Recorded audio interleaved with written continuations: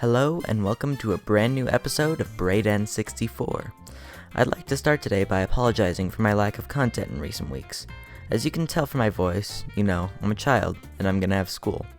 I've had to sacrifice some of my YouTube time to work on school. I have a few video scripts that I've been working on for a while, but they're a lot longer. I'll try to pick up the pace in the next few weeks. Anyways, I just wanted to get a video out soon, so I decided on this. Even if it turns out a bit short, I hope you enjoy. A console discontinued, hatred undue. This is In the Defense of the Wii U. Let's start with how I feel about the console personally. Honestly, I love it. I remember opening this up on Christmas Day at a relative's house.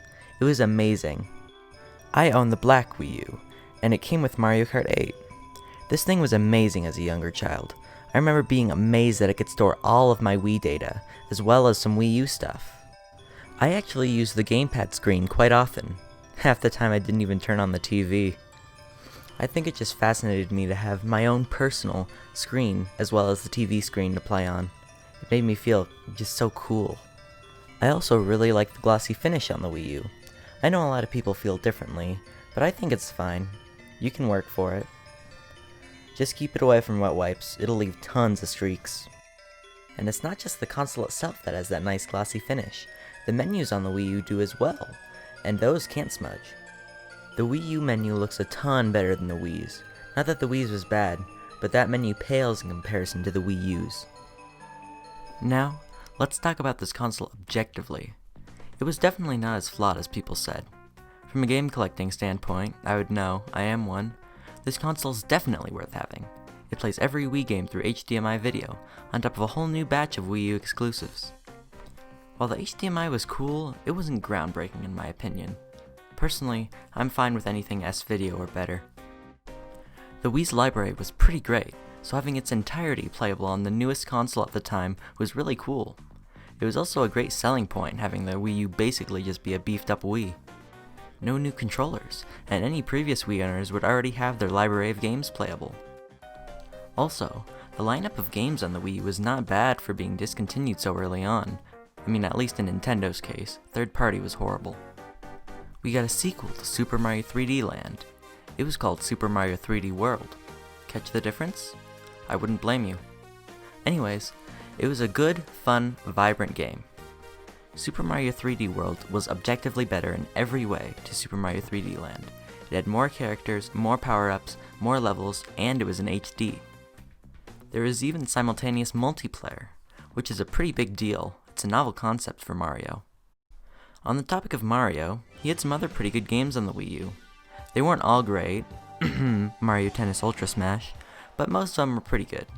Mario definitely made up for this blunder, however, with games like Super Mario 3D World, Mario Kart 8, Super Mario Maker, New Super Mario Bros. U, and the Toad-centered spin-off, Captain Toad Treasure Tracker. Now, let's talk about everyone's favorite pink blob, Kirby. He never got a mainline title on the Wii U, but he got The Rainbow Curse, which is a sequel of sorts to Canvas Curse on the DS. I've never personally played it, but I've heard it's pretty good. I'm just not too crazy about a lot of the Kirby spin-offs, which weirdly enough comprises like half the series. Somewhere along the line, Nintendo decided that Kirby should be the guinea pig for everything. Another main Nintendo series to get some Wii U action was Pokémon. This came in the form of Pokken Tournament, a great arcade fighting game. Pokken Tournament really shakes up the Pokémon formula, replacing the turn-based combat with real-time combat. This game has been a ton of fun to play. I haven't played a ton, but it's been pretty fun the stuff that I have played. Now, let's take a quick look at Super Smash Bros. For Wii U. This is the first Smash Bros. Game I ever owned, and I loved it. It was just astounding to me that you could beat up Rosalina with Rob the Robot. Looking back on it now though, with Smash Ultimate succeeding it, there's nothing really making 4 Wii U very interesting or unique. Ultimate has more characters, World of Light and portability, Brawl has Subspace Emissary, Melee has beautiful gameplay, and Smash 64 is the first one, making it unique. But Smash for Wii U just really doesn't have anything. Next, we have to talk about The Legend of Zelda. Nintendo really knocked it out of the park with not just the Wii U, but also the 3DS. Seriously, we got 4 whole Zelda remakes on both consoles, not to mention 2 Game of the Year winning games, Link Between Worlds and Breath of the Wild. It's crazy. And yet, Nintendo is fine with releasing Super Mario 3D All-Stars for Mario's 35th anniversary. It's just like a worse version of the N. Sane Trilogy or the Reignited Trilogy, and that's for an anniversary. Nintendo really needs to step up their game. All complaints aside, the Wii U had The Wind Waker HD, Twilight Princess HD, and Breath of the Wild. Yeah, the Nintendo had some pretty good games on the Wii U, which is all that really matters for me. I don't really care about third party on a Nintendo console. In my opinion, if you're buying a Nintendo console, you're getting it for the Nintendo games, not the third party. But if you were looking for third party titles on the Wii U, you'd be sorely disappointed. Besides Minecraft, there weren't really any standout third party titles on the Wii U. But enough about the games, let's talk a bit more about the console itself. We can start with the gamepad, one of the console's biggest selling points. A lot of people didn't really like the gamepad screen, however, I think it was pretty cool. It didn't really do any harm. It's got that sense of wonder and whimsy that only a Nintendo gimmick could ever provide. I think the whole console would have been a lot more successful had more games used the touchscreen on the gamepad. Of course some did, like Kirby and the Rainbow Curse utilized only the touchscreen, but more should have. For the games that didn't use the touchscreen, the gamepad was basically just a smaller screen to look at. I mean, why would you want to look at a smaller screen when you got the TV right there? Another complaint leveled at the Wii U's gamepad was the fact that it had a pretty poor battery life. I didn't really care too much, but then again, I wasn't really playing for hours on end when I was younger. The general consensus is that it wasn't really worth downgrading the Wii U's power just so that it could accommodate the gamepad. On that note, let's talk about the Wii U's computing power. It's definitely less powerful than its competitors, but that didn't really matter, as most third-party titles weren't great, so you'd buy the Nintendo console for the Nintendo games, and all of those were made specifically for the console. So they all run fine. Next, let's briefly go over some of the Wii U's other features. Next up on the chopping block is the Wii U's online service. I think it was pretty great. It was completely free, and in many cases was a lot better than the Switch's. Oh yeah, that's right. I'm talking about you, Switch. Yeah, Nintendo advertised this great multiplayer for Super Mario Maker 2, and what we got was choppy and horrible. Continuing the trend that the Wii started, and the Switch killed, the Wii U has Virtual Console, where you can download many games from all throughout Nintendo's, as well as some other gaming companies' histories. All the games are pretty cheap, usually going for around under $10. But you may be thinking, isn't that just worse than the Switch version? You get a ton of retro games for free with the online service. On the Wii U, however, you don't have to keep paying Nintendo every month to keep the games. On this, you actually own the games. On top of that, the Wii U Virtual Console has way more games on way more consoles like the N64 and DS.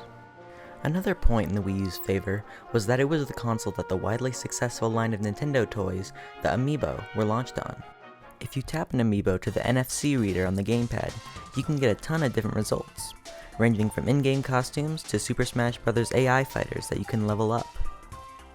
They weren't too heavily used in most games, but the figurines themselves are cool and well made. All I have is this Donkey Kong Amiibo that also doubles as a Skylanders figure. I used to be into that kind of stuff when I was younger. Lastly, although not really something in the Wii U's favor, it was definitely instrumental in the making of the Switch. If you compare the Wii U gamepad to the Switch in its handheld form, it's obvious one definitely inspired the other. The Switch also uses NFC technology like that of the Wii U's. And all you have to do is take one look at the Switch's library to see just how many Wii U ports there are. Just think! Breath of the Wild, Captain Toad, Donkey Kong Country Tropical Freeze, Mario Kart 8, and soon to be Super Mario 3D World. They brought over so many games from the Wii U. The Switch's library would be way smaller if the Wii U had never existed.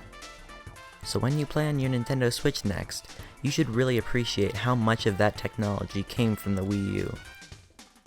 Anyways, that's basically the down low on Nintendo's most hated console since the Virtual Boy, the Wii U. It was still good on its own, yet was instrumental in the making of the more popular Switch. I've always had a lot of fun with the Wii U, and even though the console exclusives are slowly being eaten away by the Switch, I think it's still a worthy item in any collector's collection. Hey, thank you so much for watching this video. I had no idea we'd ever get this much support when I started. Right now we're at like 16 subscribers. It's crazy. I thought the channel would grow a lot slower. Make sure to subscribe and ring that notification bell so you get notified whenever a new video drops. And with that, I must return to my home planet now. See ya!